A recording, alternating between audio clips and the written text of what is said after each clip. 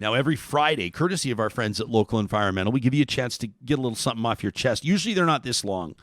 But this one from Lonnie caught our eye earlier in the week, and I said, I think we're going to wrap the week on this. It just gives us something to think about. Agree or disagree, something to wrap your mind around and maybe comment on yourselves. Trash Talk is comprised of real emails received to talk@ryanjesperson.com. So let's get into this, the tradition we call Trash Talk.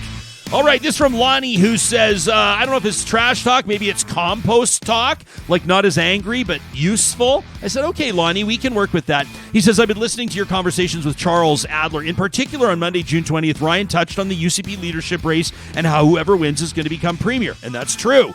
Lonnie says we need to focus on that. Whoever wins becomes premier. Does that not give anybody pause? Like anybody going, wait, WTF? Like, stop. Let's really think about what that statement says. You know, it's made in full knowledge. I understand current electoral systems and policies. Anybody that says Lonnie doesn't understand how the system works, I do.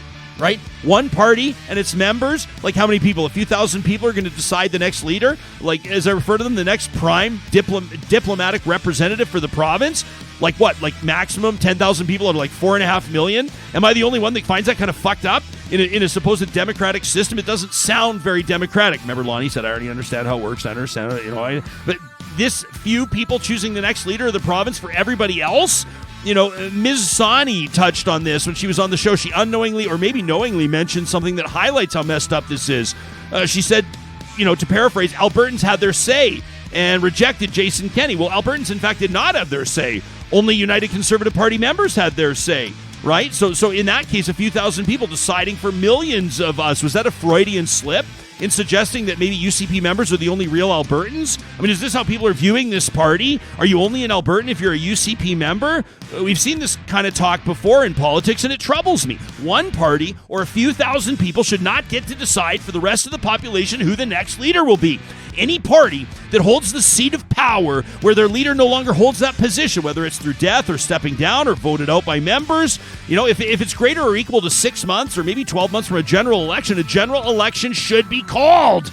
And by the way, side note, a lot of people want to know from these candidates, if you're elected leader, will you call a snap election? Will you call an election right away, or will you try to put your stamp on it? Back to Lonnie's email, who says, now some are going to say, listen, Lonnie, this is how our system works, right? Okay, we vote for a member in our riding. Stop splitting hairs, says Lonnie. Technically correct, sure. But anybody with a pulse knows that when it comes to elections, whoever's leading the party has an impact on who people vote for in their riding. They're not just voting for the local candidate, not even the party, maybe not the leader, who knows? But I mean, this number is so small, people voting for the local candidates essentially a rounding error. It's the whole chain who you're voting for when you cast your ballot. Individual, party, leader. The idealized world of separating these things can only exist with independent candidates. So Alberta finds itself once again in a situation where a fraction of a percentage point of the population is going to decide who's going to lead this province forward, who's going to be our representative. Every Albertan who believes in democracy should find this troubling. Now, personally, I've always had this belief, but I never really focused on it till Ed Stelmach was elected.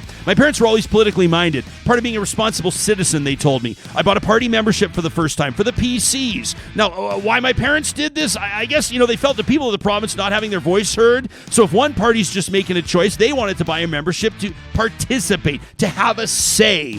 Now, that creates another issue. Having to buy in, to have to vote for premier, doesn't feel democratic to me. So the election becomes a way for parties to fundraise. Give us money to vote on who the next leader of the province will be to further enrich ourselves. Doesn't this rub up against corruption? Doesn't it feel like democracy for sale? Lonnie says the moment that Kenney announced he was stepping down, an election should have been called. I don't know about that. All the people of this province should get a say who our primary representative should be to the rest of the country, around the world, not just a few thousand people. I realize this is not the world we live in, but I really think it should be. And then in true Canadian real talker fashion, Lonnie signs off. Thank you for your time. Lonnie, thank you for your email. Thanks to everybody who participates in these conversations. Love what you hear or hate it, your voice matters. Talk@ryanjesperson.com is where you can send us an email. Now, we're off tomorrow. We're taking Friday off because, quite frankly, this afternoon we're going to have a pretty good time raising tens of thousands of dollars for the Real Talk Julie Rohr Scholarship. We'll be back at it. Rubber on the road Monday morning. We're going to be talking provincial and federal politics with a cast of characters you will not want to miss. Thanks for liking, subscribing, commenting on, rating, reviewing, and sharing our content. Did I tick all the boxes, John? I think I did. Have a great day, friends. One love. Keep it safe out there. Keep it on the rails, and we'll talk to you on Monday morning.